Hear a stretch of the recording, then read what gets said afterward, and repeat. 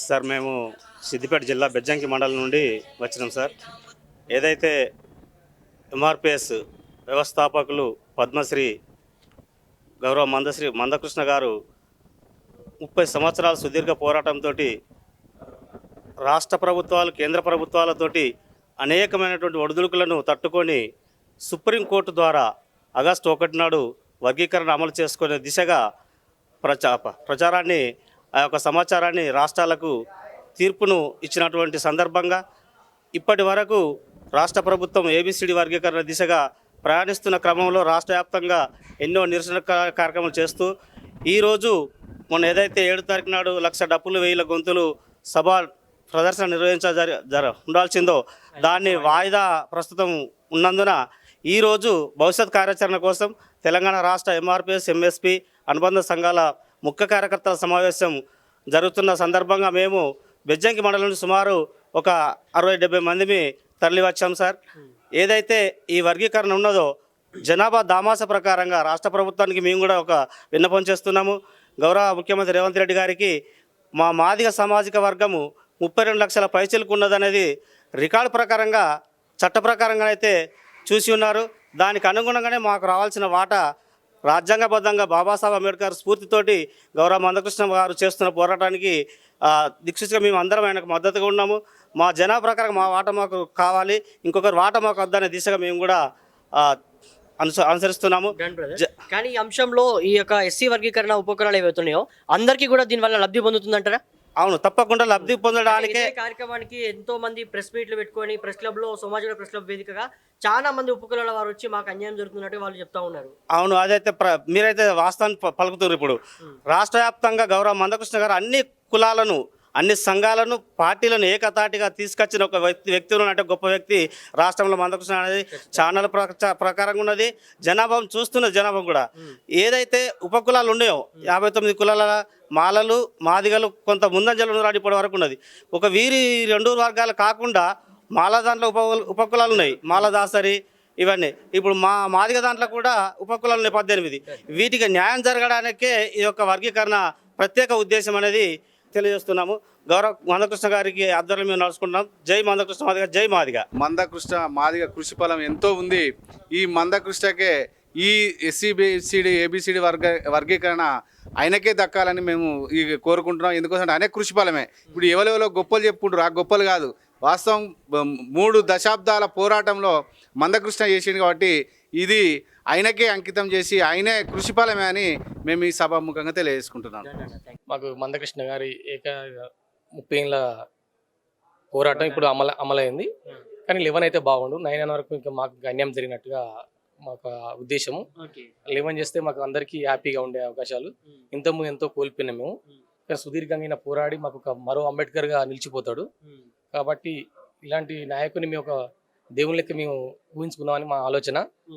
కాబట్టి మాకు ఇలాంటి వ్యక్తి ఇంకెన్నైనా మాకు సాధించాలని మేము కోరుకుంటున్నాం. కానీ ఇదే ఎస్సీ వర్గీకరణ ఏబిసి అంశాల్లో అందరికీ న్యాయం జరిగిందంటారా? పెరిగిందానికి 2 పాయింట్స్ తక్కువ ఉన్నాయని మేము ఫీల్ అవుతున్నాం. మీరు ఫీల్ అవుతున్నారు. మీరు ఈ 2 దానికే ఫీల్ అయినట్టయితే ఉన్న ఉపకులాల వాళ్ళు మాకు అన్యాయం జరిగిందని చెప్పి ఇదే సోమాజిగూడ ప్రెస్ క్లబ్ వేదిక అక్కడ జరిగిన వేదికలో ఎంతో మంది వచ్చి వాళ్ళ అస్తిత్వాన్ని వ్యక్తం చేస్తూ ఉన్నారు. ఏమని చెప్పుకోవచ్చు?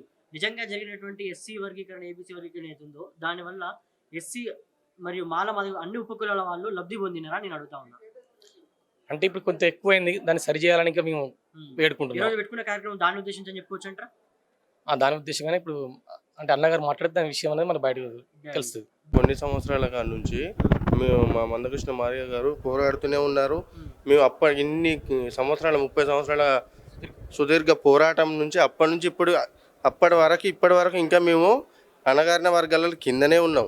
అందరూ అనుకుంటున్నారు ఏదో వచ్చింది, వీళ్ళు పోయిళ్ళు డెవలప్ అయింది, డెవలప్ అవుతుంది అని.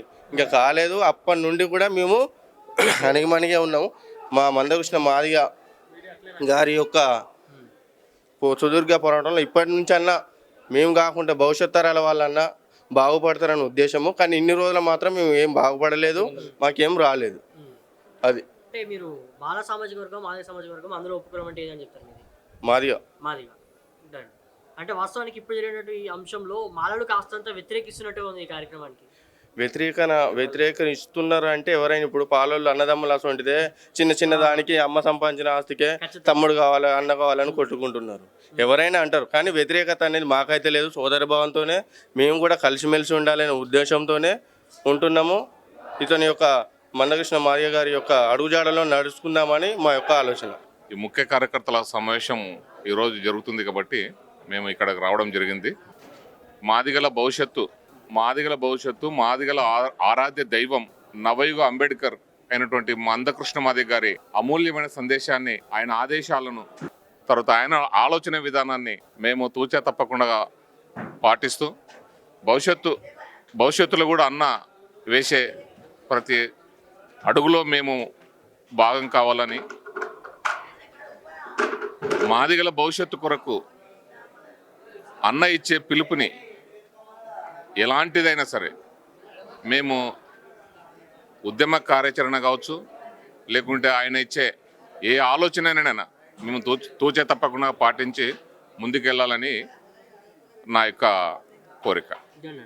సో వాస్తవానికి ఇప్పుడు జరిగినటువంటి ఎస్సీ వర్గీకరణ ఏదైతుందో, ఎస్సీ వర్గీకరణ, ఏబీసీ వర్గీకరణలో అందరూ కూడా దీని ద్వారా లబ్ధి పొందారంటారు, అన్ని ఉపకులాల వాళ్ళు కూడా? అన్ని ఉపకులాలతో పాటు సమాజంలో ఉన్న మిగతా కులాలు కూడా అన్న చేసినటువంటి ఉద్యమాల వలన అనేక లాభాలు పొందినారు. ఓకే, అంటే ఏ విధంగా చెప్పుకో, చాలా మంది ఈరోజు మాలలు కొంతమందిని వ్యతిరేకిస్తూ ఉన్నారు. ఇప్పుడు మాలలు వ్యతిరేకిస్తున్నారు అంటే అందులో అర్థం ఉంది. ఎందుకంటే వాళ్ళు అంటే స్వతంత్రం వచ్చిన కాడ నుంచి ఈ రోజు వరకు కూడా ఎస్సీలో ఉన్న ఉపకులాల లాభాలు కూడా వాళ్ళు పొందినారు. ఇప్పుడు ఏబిసిడి వచ్చిన తర్వాత వాళ్ళు దొంగచాటున పొందిన లాభాలని ఇప్పుడు వాళ్ళు కోల్పోతున్నారు. ఎవరి వాటా వాళ్ళకి దక్కుతుంది కాబట్టి వాళ్ళకి ఆ బాధ ఉండడంలో అర్థం లేదు, అంతే కదా. దానికి ఒక అర్థం ఉంది, తప్పు లేదు వాళ్ళు బాధపడంలో. కాబట్టి మందకృష్ణ గారు తన కులంతో పాటు ఉపకులాలు కూడా లాభాలు పొందనే ఉద్దేశంతోనే ఈ 30 ఏళ్ల కల్లా ఉద్యమాలు చేస్తున్నాడు. ఇది వాళ్ళకు గిట్టడం లేదు, వాళ్ళు జీర్ణించుకోలేకపోతున్నారు.